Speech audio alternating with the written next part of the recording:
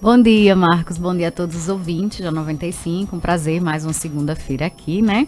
E vamos dar continuidade. Como foi é um assunto tão extenso e faltou muita coisa a ser falada, né? Então, nós vamos começar hoje. Vamos continuar, na verdade, o assunto da semana passada, que é essa introdução da alimentação complementar. De bebês acima de 6 meses. E tem, como você falou, surgiram muitas dúvidas. Então vamos dar continuidade. Semana passada a gente falou sobre essa introdução que deve ser feita, fazendo um resumo, né, aos 6 meses de vida do bebê, amamentado ou não, né? Eu falei muito na questão da amamentação. E depois eu lembrei, gente, eu não falei das crianças que não podem ser amamentadas, né? Então, assim, amamentadas ou não, iniciar os 6 meses, investigar esses sinais de prontidão da criança para receber esse alimento, né? Se ela já senta, se ela já tem esse estímulo de levar a comida à boca, né? Com a mãozinha, se a criança também já deseja, né, já observa as pessoas comendo e fazem esse sinalzinho de abrir e fechar a boca. Então, assim, são muitos sinais que a gente tem que avaliar para saber se a criança está pronta para receber esse alimento sólido, como a gente chama. Né? Iniciar pelas frutas, que tem um mito que hoje em dia fruta causa diabetes, gente, isso é tudo mito. A gente deve se iniciar pelas frutas, exceto em alguns casos específicos. Nessas frutas, elas devem seguir a introdução de acordo com a realidade de cada família. Não adianta a gente passar uma introdução por BLW, que é o desmame orientado pela criança, que cortam-se os legumes, as frutas, e a criança vai comendo com a sua mãozinha esses pedaços. Ou também pode ser feito através da tradicional, que é a banana amassada, o abacate amassado, a perinha raspadinha. Então, assim, vai muito da realidade de cada família. É bem individual, é como a criança deve aceitar, tá? E também a questão dos sucos, que a gente falou, que hoje em dia não se introduz mais suco, né? A fruta na forma de suco por diversos motivos. A fruta in natura, ela na sua forma inteira, ela é riquíssima e tem uma composição nutricional muito interessante. E quando você coloca a forma de suco, né, oferece na forma de suco, se perdem as fibras e a composição dessa fruta muda. Então, assim, libera a frutose, que é o açúcar da açúcar, ela se torna mais disponível. Por quê? Porque você retirou fibras e algumas está oferecendo de uma forma diferente aquela criança, adicionando água muitas vezes, né? Então, assim, a composição nutricional ela muda bastante e fica menos rica. E em relação aos sucos também não se orienta mais, porque a criança tem que ser uma criança, você está formando uma criança ativa na mastigação. Então, você tem que oferecer alimentos que propiciem essa mastigação. A criança tem que entender que ela deve mastigar, que ela tem que deglutir. Então, quando você dá o suco, você inibe todos esses processos. É muito fácil você engolir um líquido deitadinho. Muitas vezes as pessoas dão um suquinho, a criança deitada. Então, assim, isso é mais uma forma errada de estar se adicionando suco. E também, quando você adiciona o suco, você oferece o suco, você está fazendo com que a criança entenda que o líquido tem que ser doce. E aí, muitas vezes, a criança não aceita a água, né? Então, na introdução alimentar, a gente adiciona a água, já que na amamentação a gente não dava. E aí, esse suco realmente não deve ser dado, assim como a água de coco até 1 ano, justamente pelos mesmos motivos, a água de coco, porque a criança vai entender que a água é doce, né? Então, não, você tem que estimular o consumo de água. Isabelle, mas meu filho já está na introdução alimentar e ele não quer tomar água. O que é que eu faço? Você tem que estimular o consumo de água até pela questão do hábito. A criança vai ter que entender que ela vai ter que tomar água, né? Mas muitas vezes o leite materno ele vai saciar. Tem crianças que às vezes comem a frutinha e pede o peito depois, né? Vai mamar. Normal, não tem problema nenhum. Existem crianças mais gulosinhas. Às vezes aparece uma regurgitação, os pais se desesperam, tem o vômito. Então tudo tem que ser investigado. Mas assim, introdução de água, muitas vezes a criança toma menos, porque o leite materno ele sacia essa questão da água, mas não deixem também de oferecer a água. Então, tá? o caso a água, seria o melhor substituto para o leite ou não? Não seria, claro, o ideal, mas seria substituto, como assim? Em relação à hidratação? Com relação à hidratação, a água ela tem a mesma importância que o leite materno ou não? Não, totalmente diferente. Porque assim, quando o bebê está em amamentação, o leite ele traz todos os nutrientes, inclusive a hidratação, a parte dessa questão de hidratar o bebê. E quando você introduz alimentos, você está trazendo uma nova estrutura, uma nova composição dessa alimentação diária do bebê. E deve sim ser introduzida a água para suprir essas necessidades hídricas, tá certo? Então, essa questão de hidratação realmente, tá bom, Marcos? E continuando aqui a questão em relação aos alimentos que não devem ser introduzidos abaixo de 1 ou 2 anos. Existe muito aquela coisa, a gente tem muita cultura enraizada, né? Aquela coisa engessada de antigamente, né? De dar mingaus, como eu já falei no outro programa. Não, mas ninguém morreu. E tem aquela coisa do...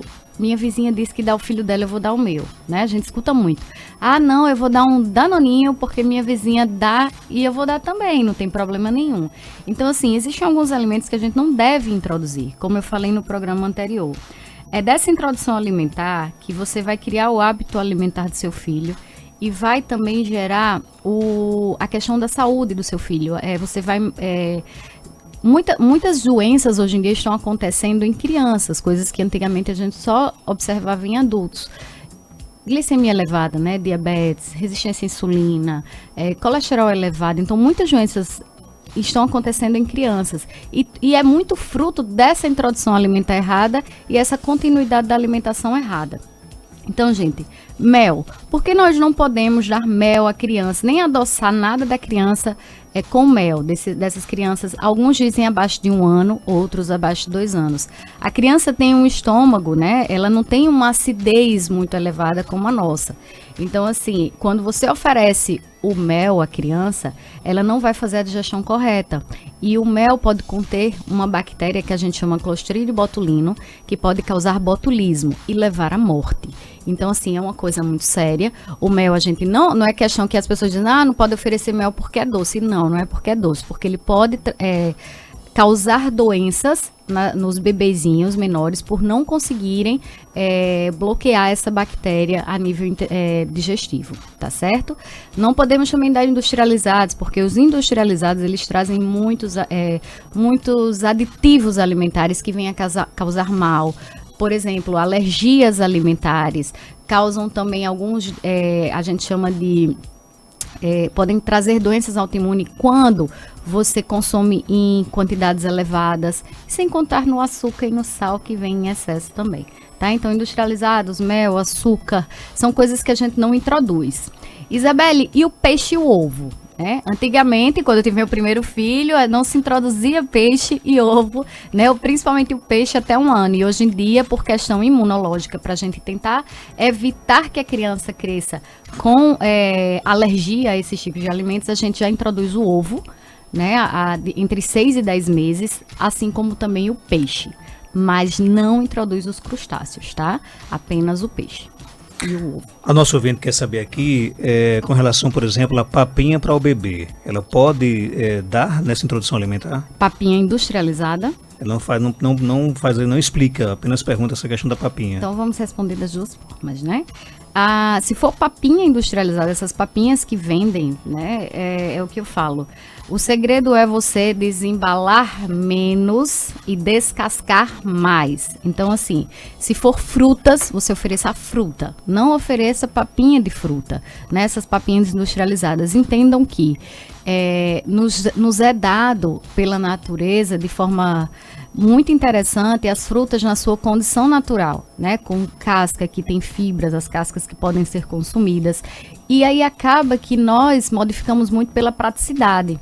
Mas nem sempre essa praticidade ela é saudável, tá? Entendam isso. Então, muitas vezes ela pode causar ao bebê algum tipo de intolerância, algum tipo de alergia. Então, evitem ao máximo essas coisas industrializadas, tá?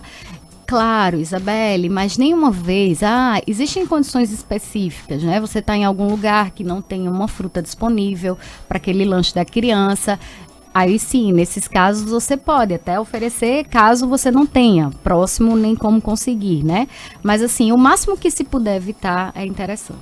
Tá? Outra pergunta aqui no nosso WhatsApp, 988775550. A criança com 6 meses não mastiga porque ainda não tem dentes, ou seja, não mastiga adequadamente, triturando o alimento e corre risco de engasgar? Olha, essa questão do engasgo é bem interessante. As mães ficam bem agoniadas com a questão do engasgo. Muitas vezes nem é engasgo, é um reflexo que a criança tem realmente para que esse alimento não caia, vamos dizer vulgarmente, no lugar errado, como a gente costuma dizer, né?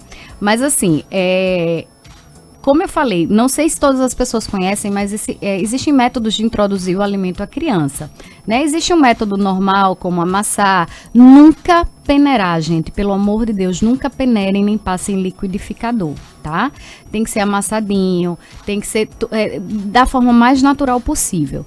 E existe também aquele método que a gente já corta. A criança com 6 meses, você corta o alimento e oferece em pedaços maiores. E a criança pega com sua mãozinha e vai levando a boca e tirando os pedaços de acordo com o que ela consegue mastigar. Então, assim, não é questão que a criança não vá mastigar. É como eu falei no começo. Existe, de acordo com a realidade de cada família, que a gente vai oferecer, vai introduzir essa alimentação, seja em pedaços ou seja amassadinha, tá? Então, assim, a criança não tem dentes, mas ela tem força, tá? Ela tem uma força absurda que ela consegue amassar esses alimentos. Eu não sei se a ouvinte ouviu o programa quando a gente falou em relação à amamentação, e a gente comentou, meus 2 filhos, eles vieram a nascer dentes após 1 ano.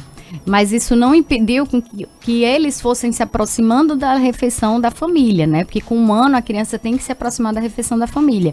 Então você tem sim que oferecer esses alimentos, mesmo que a criança não tenha os dentes, tá? Se você tem o receio, se você não está preparada para dar os pedacinhos, você pode fazer da forminha tradicional, que é amassando com o garfo, com a colherzinha e oferecendo sempre com esses utensílios, tá bom? Eu ri porque quando eu era criança, apesar de eu ter pai e mãe, minhas tias me mimavam demais. Elas até peneiravam feijão. Olha aí, feijão é o que a gente mais encontra, né?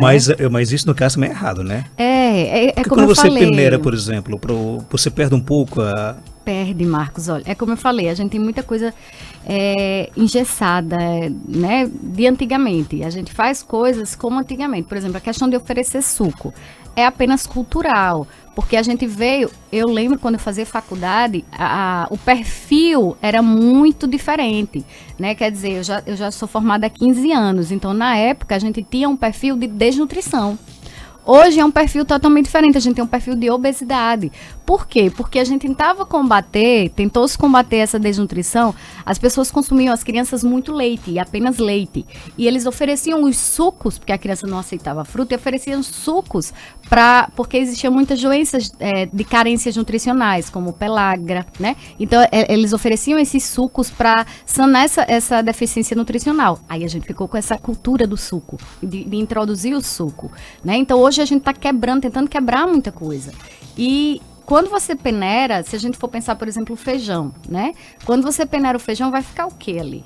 Você vai passar a massa do feijão, você vai perder as fibras, você vai perder, né? Então, assim, o ideal é que não se penere. Quando peneira, você está facilitando também a questão dessa mastigação. A criança vai engolir apenas, né? Eu sei que não é o assunto do quadro, mas, por exemplo, qual a importância que tem o feijão na vida das crianças? Porque tem muitas crianças que não gostam de comer feijão, né? E a mãe fica, olha, feijão dá sustância, feijão dá força, se você não comer feijão, você vai ficar fraca. E mais uma vez, a gente está numa época, é muito complicado se orientar a alimentação, porque tem muitos modismos, muito terrorismo nutricional, e acaba que vai sobrando para tudo que é alimento. Inclusive, teve uma época que sobrou pro feijão, que não se pode comer feijão, né? Claro que existem casos, assim como existem intolerâncias, assim como existem sensibilidades a outros alimentos, existe para o feijão também, né? Tem pessoas que são mais sensíveis, tem flatulência, mas o feijão ele é riquíssimo em nutrientes, ele é riquíssimo em fibras, né? Então assim, e junto com o arroz, eles têm uma composição nutricional, principalmente em relação às proteínas, né, os aminoácidos, bem interessante. Então, assim, o feijão com arroz é um alimento realmente rico. Não, é cultural, né, aquela questão, coma feijão com arroz, mas também é porque exatamente ele é muito rico nutricionalmente. Certo? Ok, tem pergunta aqui chegando, né? A nossa ouvinte quer saber se pode, por exemplo, conciliar a amamentação com outro tipo de alimento. Ela pode amamentar, por exemplo, e dar o suco ou não? Olha, quem não ouviu o programa anterior, foi bem interessante porque eu dei toda essa introdução, né? Então, até os 6 meses, o leite materno deve ser exclusivo, né? E após os 6 meses, até 1 ano de vida do bebê, o leite materno continua sendo o principal e a alimentação será complementar. Então, a criança vai passar de 6 meses até 1 ano conhecendo, sendo apresentada aos alimentos. E para chegar a 1 ano, você tem que estar com essa criança o mais próximo da alimentação da casa possível, né? Da família. Que espero que também seja uma alimentação mais adequada, né? E após 1 ano, esse leite materno ele vai ser complementar, vai ser o contrário, né? A alimentação vai ser as refeições principais e o leite materno, ele vai ser complementar essa alimentação. Então, assim, a partir dos 6 meses, tá? E que fique claro, a criança precisa ter os sinais de prontidão para receber esse alimento. Muitas vezes as mães querem introduzir mingaus, introduzir outros alimentos a partir de 3 meses. Gente, o sistema digestório dessa criança ainda é muito imaturo, ela não está preparada para receber esses alimentos. E após os 6 meses, a gente tem alguns sinais que a criança está pronta para receber, como sentar, como deglutir, como pegar, levar a mãozinha até a boca, como se quisesse comer, tá? Então, assim, existem esses sinais que dizem que a criança está preparada. Então, após 6 meses, você pode continuar amamentando, claro, tem que continuar amamentando, e nós temos que fazer essa introdução aos poucos, né? A introdução das frutas, principalmente, como eu falei, a gente não tá mais introduzindo suco, a gente usa a fruta por inteiro. Qual fruta, Isabelle? Só banana e maçã? Não, todas as frutas, né? A gente usa banana, a gente usa maçã, a gente usa pera, a gente usa uva, a gente usa todas as frutas, abacate, né? Em relação ao coco, que eu falei que não é interessante oferecer água de coco, né? Até 1 ano, para a criança não entender que a água é doce. Mas você pode introduzir aquela carninha do coco, né? A fruta mesmo do coco. E então várias frutas você pode estar introduzindo. A laranja, você corta nos baguinhos e oferece segurando, a criança adora, tá? Por mais que ela não tenha dentes, tá? Então sempre orientado e sempre acompanhado, tá? Então você vai tentar introduzir, seguir essa sequência das frutas e depois a refeição principal, que levam os legumes, as verduras, sem o sal, tá, gente? Então assim, é sempre uma evolução para chegar a 1 ano a criança estar comendo a comidinha da casa. Isabelle, bom dia. É verdade que o leite tira a vitamina dos alimentos? Por exemplo, arroz de leite com feijão elimina a vitamina do feijão? Alguns alimentos, eles interagem, né, com outros alimentos na questão dos nutrientes, certo? Então, assim, existem alguns nutrientes que competem com os outros. Por exemplo, o leite, ele tem cálcio. O cálcio compete com o ferro do feijão. Então, assim, não é questão que ele vai retirar todo o ferro, vai impedir que todo o ferro seja absorvido. Não, mas eles vão quelar e vão impedir a absorção, tá certo? Então, sim, é verdade que quando você coloca o leite em uma refeição principal que contenha maior quantidade de ferro, ele vai impedir. Agora, que fique claro também, né? Existem 2 tipos de ferro, como eu falei num programa sobre isso, sobre anemia. Existem 2 tipos de o ferro o ferro de origem animal, né? Que ele tem uma absorção muito fácil, ele não precisa de ajudas para ser absorvido, e tem o ferro de origem vegetal, que é um ferro que precisa de uma ajudinha, principalmente da acidez do estômago, precisa também do se ligar, né? Precisa da ajuda da vitamina C, através das frutas, né, cítricas, para poder ser absorvido. Então, esse ferro, sim, ele será impedido e será atrapalhado aí pelo cálcio do leite. Eu acho que você já contemplou também a resposta aqui do Railson Medeiros. Ele pergunta se o cálcio do arroz de leite neutraliza o ferro do feijão, né? Então... Isso. E também eu fico muito preocupada com essas suplementações que vendem à torta e à direita aí, que as pessoas consomem muito, né? Vende magnésio aqui, eu recebo muito em WhatsApp. Tome suplementação de magnésio, aí faz uma lista de coisas que vai acontecer. Mas vocês entendam que a gente tem que ter um equilíbrio, tá? O magnésio, ele não deve ser introduzido sozinho, ele tem que ser introduzido com a ajuda de outro nutriente, tá? Então, assim, cálcio e magnésio, né? Vitamina C. Então, assim, a gente tem esse hábito de consumir todos os nutrientes, assim, compra isolado, né? Compra o cálcio, ou compra o magnésio, né? Ou compra a vitamina C. Então, assim, isso precisa de uma orientação e precisa ser, porque muitas vezes alguns nutrientes eles usam o mesmo receptor, né, para ser absorvido que outros. E aí você satura com um e o outro não absorvido. Então, você suplementar magnésio, você pode estar perdendo em outra coisa. Tá? Me chamo Lourdes, quero saber de Isabelle qual a importância da chia e aveia na tapioca. Lourdes, bom dia. Qual é a importância? A tapioca, né, a goma, ela é pobre nutricionalmente falando, tá? Ela é um alimento que ele contém muito carboidrato, mas ela nutricionalmente ela é pobre. Então a gente não pode consumir a tapioca sozinha, vamos dizer assim. A gente tem que ter um complemento para equilibrar essa refeição. Então, geralmente a gente oferece uma proteína na forma de ovo, de carne, de queijo.